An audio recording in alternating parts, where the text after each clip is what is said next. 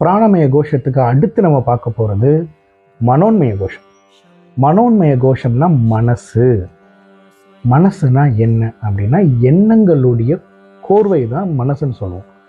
நம்ம யோசிக்கிற எண்ணங்கள் எல்லாமே ஒரு இடத்துல ஸ்டோர் ஆகுது. அந்த ஸ்டோர் ஆகக்கூடிய உடலுக்கு பேர் தான் மனோன்மய கோஷம். இந்த மனோன்மய கோஷம் தான் மாயையின் மொத்த உருவமே. இந்த மனோன்மய கோஷத்தை நம்ம தாண்டிட்டோம் அப்படின்னா அடுத்து டைரக்டாக நம்ம இறைவனுடைய டைரக்ட் கான்டாக்டில் நம்ம இருப்போம். கேட்குறதுக்கு ரொம்ப நல்லா இருக்கு இல்லையா?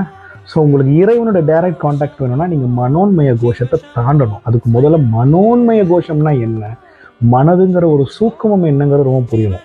99% மக்கள் மெடிடேஷனில் இருக்கிறவங்க இந்த மனோன்மய கோஷத்தில் மாட்டிக்கிட்டாங்க. நானே பல வருஷம் மாட்டிகிட்டு இருந்திருக்கேன். நான் இதில் எது உண்மை எது பொய் எது மாயைன்னு தெரியாமல் பல வருஷத்தில் மாட்டிகிட்டு இருந்திருக்கேன். ஸோ இந்த மனோன்மய கோஷத்தை தாண்டுவது ரொம்ப முக்கியம்.